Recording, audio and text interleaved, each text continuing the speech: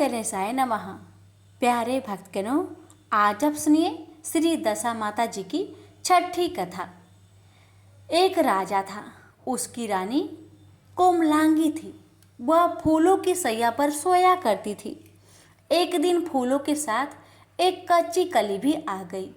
कच्ची कली के कारण उसे रात को नींद नहीं आई। वह करवटें बदलती रही। राजा ने पूछा, प्रिय, आज क्या बात है जो तुम्हें नींद नहीं आ रही? रानी ने बताया कि आज फूलों में एक कच्ची कली आ गई है। वह मेरे शरीर में चुभ रही है, इसी कारण मुझे नींद नहीं आ रही है। राजा के शयन कक्ष में एक दीपक जल रहा था, जिसे ज्योति स्वरूप कहते हैं। ज्योति स्वरूप रानी की बात सुनकर हंसा। राजा ने हाथ जोड़कर उससे हंसने का कारण पूछा। ज्योति स्वरूप ने बताया कि अभी तो रानी को कच्ची कली के कारण इतनी तकलीफ हो रही है, कल सवेरा होने पर रानी को बोझा ढोना पड़ेगा, तब उसकी क्या गति होगी? राजा ने पूछा, क्या मेरे जीवित रहते ऐसा संभव है? तब दीपक ज्योति स्वरूप ने उत्तर दिया, हाँ, संभव है।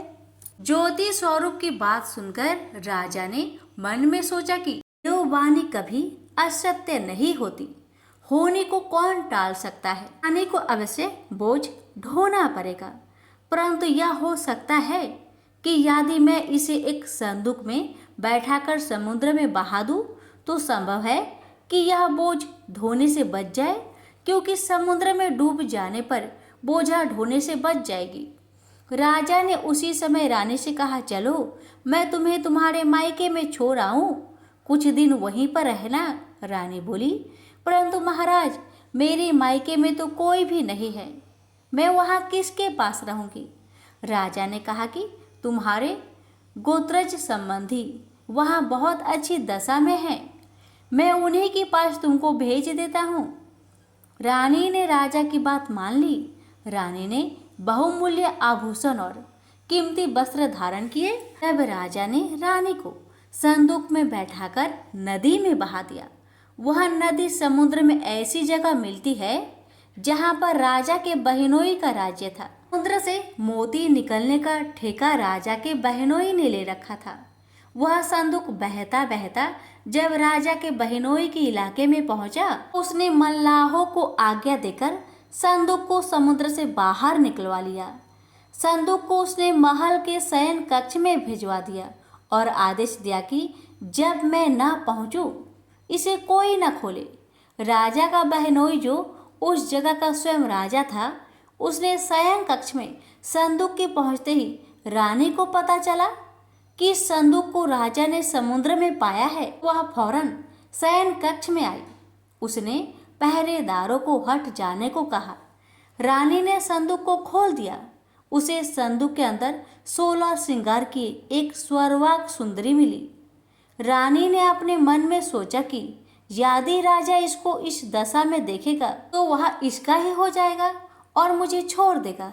इसलिए उसने उस रानी के सब जेवर कपड़े उतारकर उसे फटे पुराने कपड़े पहना दिए और संदूक को बंद कर दिया। राजा जब बाहर से महल में आया तो उसने रानी को अपने शयन कक्ष में बुलवाया और रानी से पूछा कि क्या तुमने देखा है कि इस संदूक में क्या है? रानी ने उत्तर दिया कि मैंने कुछ नहीं देखा, मुझे नहीं पता कि इस संदूक में क्या है।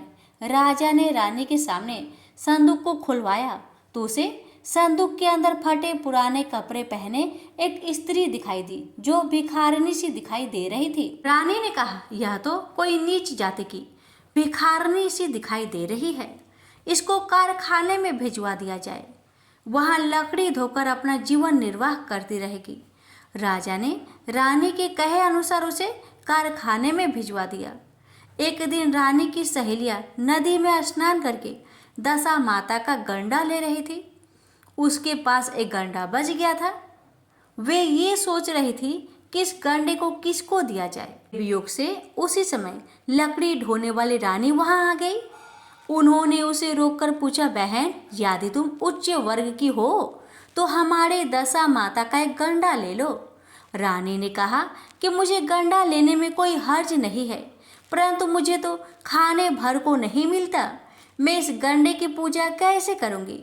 वो बोली कि इस बात की चिंता मत करो, हम रोज इस जगह स्नान करने आया करेंगे। 9 दिन तक हम यहाँ पर कथा कहेंगे, तुम भी रोज आकर कथा में शामिल हो जाया करना। 10वें दिन पूजा होगी, तब तक दशा माता चाहेगी तो तुम्हारी दशा बदल जाएगी।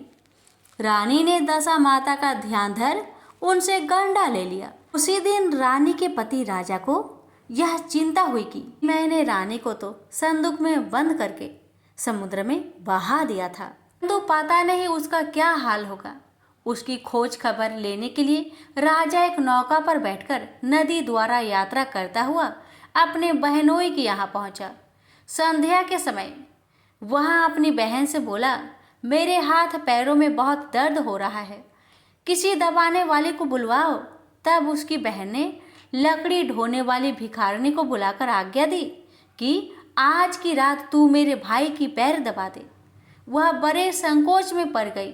अपने मन में सोचने लगी कि आज तक मैंने किसी पर पुरुष को छुआ तक नहीं है। रानी अपने भाई का पैर दबाने के लिए उस पर जोर डाल रही थी, इसलिए लाचार होकर उसे हाँ करनी पड़ी। राजा के पैर दबाते दबाते रानी को उसके पाँव में पद्म दिखाई पड़ा। रानी चुपचाप रोने लगी। उसके आंसू राजा के पैरों पर टपक पड़े। राजा ने उससे पूछा, रो क्यों रही है?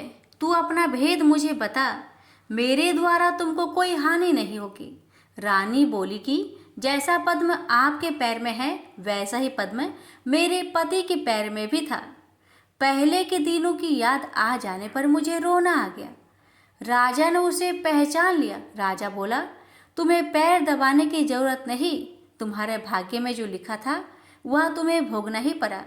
मैंने उसे टालने के लिए जो उपाय किया था उसका नतीजा उल्टा ही निकला। तुम्हें मेरे जीते ही लकड़ियां धोनी पड़ी। राजा ने अपनी धोती उतारकर रानी को दे दी। रानी एक कोने में पड़कर सो गई। सवेरा हुआ परंतु अतिथि राजा सोकर नहीं उठा और न पैर दबाने वाली दासी ही कमरे से बाहर निकली। राजा के बहन को चिंता होने लगी। थोड़ी देर बाद दासी कमरे से बाहर निकली और कारखाने में काम करने चली गई। रानी ने कमरे में जाकर अपने भाई को जगाया। उसका भाई बोला, मेरी तबीयत ठीक नहीं है, मेरा सिर दर्द कर रहा है, मैं अभी आराम करना चाहता हूँ, मेरा जी बहुत व्याकुल हो रहा है। रानी ने पूछा कि आखिर बात क्या है, कुछ तो बताओ। राजा ने कहा, बड़ी शर्म की बात है, मैंने तुम्हारे भाउज को जानबूझकर संदूक में बैठाकर तुम्हारे पास इसलिए भेजा था कि इसे यहाँ आराम से रखा जाएगा, परंतु उसे तो यहाँ लकड़ियाँ ढोनी पड़ रही है कि तुमने सारे गहने कपड़े उतारकर उसे रास्ते की भिखारिनी बना दिया। उसकी बहन बोली, मैंने उसे पहचाना ही नहीं।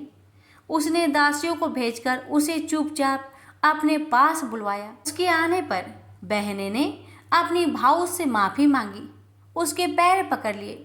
कुछ दिनों तक वह अपने बहनोई बहन के घर रहकर रानी को साथ लेकर राजधानी लौट आया।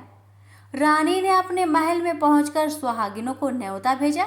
बड़े धूमधाम से दशा माता के गंडे की पूजा की और नगर में ढिंढोरा पिटवाया कि आज से अमीर गरीब सब दशा माता का गंडा लिया करे और श्रद्धा पूर्वक पूजा किया करे।